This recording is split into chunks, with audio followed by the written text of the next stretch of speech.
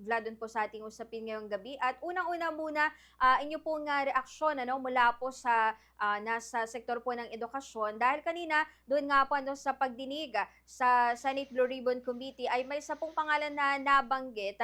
Specifically, ay siya po pala undersecretary po ano, or USEC ng Department of Education.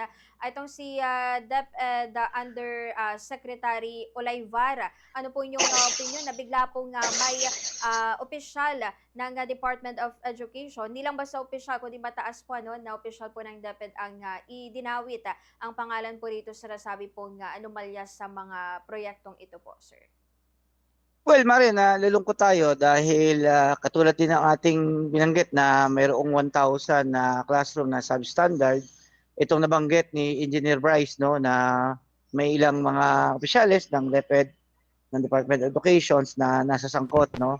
Dahil alam naman natin na ang ahensyang ito, ang Department of Education, na sana ay may mataas na budget sa educations dahil nga kulang ng mga classrooms ay may ganito pa no, mayroong pang substandards na classrooms tapos mayroong pang allegedly ay sinasabi na bahagi ng mga anomalya na kinasasangkutan ng Department of Public Works no. Kaya kami sa Alliance Schools and Teachers nakalungkot dahil Marian no, National Teachers Month ngayon, imbis na sana ang narinig sana namin dahil budget hearing, sana ay may marinig kami sa gobyernong Marcos na ito, lalo na mai-transfer sana yung budget sa DPWH, ano, no, channel. Pero ganito yung narinig natin. Okay po. Pero pamilyar po ba kayo dito, Sir Vlad, ano, dito po sa nabanggit nga po na si Undersecretary po ng DepEd na si Olayvara po, Sir Vlad? Oo, kilala natin yan. Personal natin kilala yan. Madalas natin kausapin. In fact, siya ang ating line o linya patungo kay Secretary Angara. So madalas natin siyang nakakausap. Kaya kami ay nalulungkot dahil siyempre, ano siya, nasangkot siya. No? Mabait naman siya sa atin in fairness to him, no? Kay Yusek Trajeb. No? Kaya kami ay, yun nga, magkahalong lungkot. Pero siyempre, in general naman siyempre ay mas nakikita natin yung kalungkutan doon sa aspeto ng tuloy-tuloy talaga yung burokrasya. Ibig sabihin hindi lamang sa DPWS kundi all aspects ng ano no ng ahensya ng burokrasi ng gobyerno.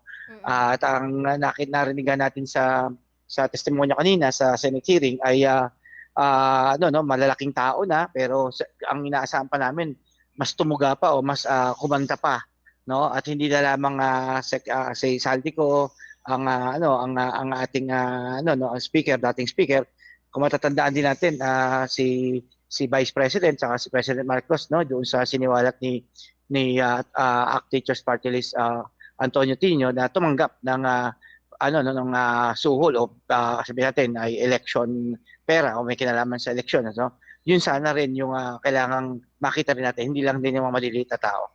Okay po.